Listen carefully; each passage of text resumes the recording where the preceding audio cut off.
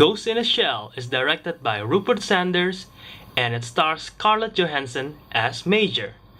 You might have known Rupert Sanders from his previous work, which is Snow White and the Huntsman, and Ghost in a Shell itself is an adaptation of a classic manga and a classic 1999 anime named Ghost in a Shell as well. Without spoiling too much, Ghost in a Shell is practically set in a world where cyber technology and humans are practically one.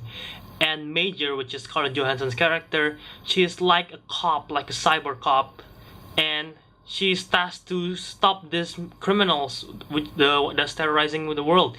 And at the same time, she's learning about her past and identifying mysteries about who she really is. First of all, I haven't watched the 1995 anime, so this review is practically a review of me watching the newest movie itself. There won't be comparisons to the past movies because I haven't watched the original movie. Also, in case what you guys are wondering, what Ghost in a Shell means, well, Ghost in a Shell, the ghost itself is basically the conscience, the spirit of the person, and the shell is the cybernetic body. And in this case, Scarlett Johansson's conscience is put inside the cybernetic body. And that's why it's called Ghost in a Shell, because conscience in a shell doesn't sound that great. The first thing I would say about this movie is that this movie was visually impressive. It's beautiful to see. It seems very real. Everything about the technological aspect, because it's in a futuristic world, it's so visually stunning. I just love every time they just zoom out and shot the whole city landscape. It's amazing what they can do with nowadays CGI, and also they have practical effects in it. But it looks so real and so great. The cinematography is beautiful. Everything seems like it's just so intriguing, the world itself, and I just want to visit there. And with that, I recommend you watching it in IMAX 3D if possible, because visually it is beautiful to see. Visuals were jaw-dropping. You see what I did there? Aside from that, I also noticed the score of the movie is pretty great. It's really interesting. Scarlett Johansson, the star of this movie, she is spectacular in this movie. She is an action star. Back then, when she's cast as the Black Widow in Iron Man 2, people was like, what? She's not an action star, she gonna do this? And she proved the world wrong. She is a great action star, and it proves in this movie as well. Her action sequences are all great. Her performance is amazing, especially she have emotion.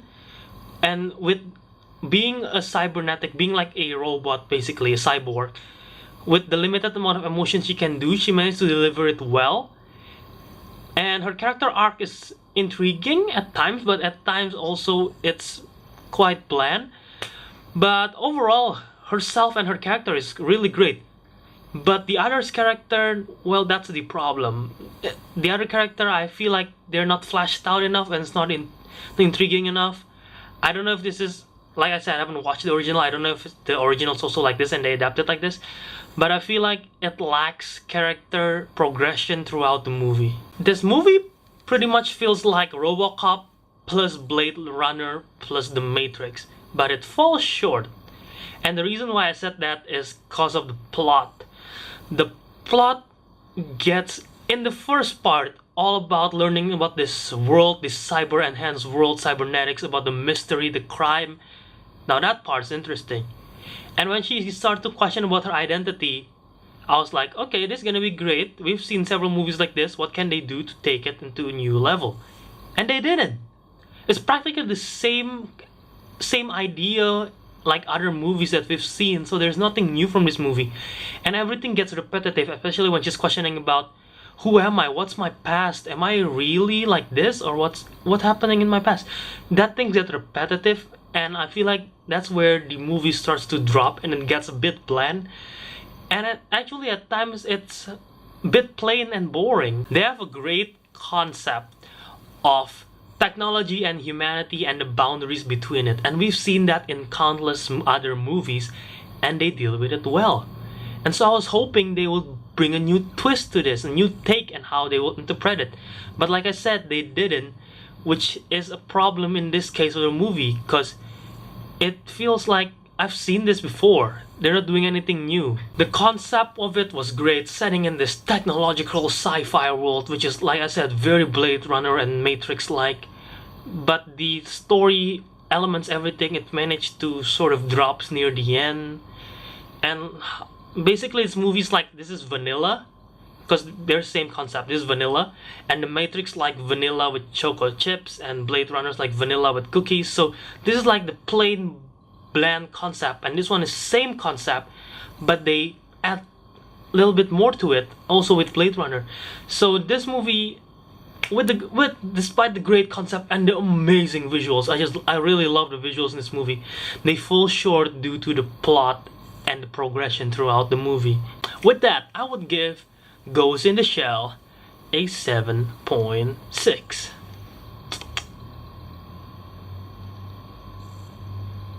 Guys, what do you think of this movie? If you've seen it, tell me in the comment section below.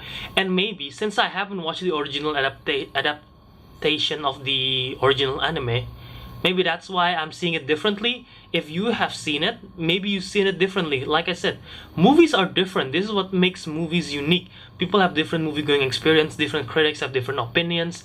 Not all critics are the same. So which is why maybe if you've seen the original one, you might see this movie something differently as how I see it. So I want to hear what you think in the comment section below. If you have seen that, or if you haven't, maybe you agree with me, maybe you disagree with me, just tell me in the comment section below. As of course, as always, give this video a thumbs up, like it, and subscribe to my channel to see more. And until next time, ciao out.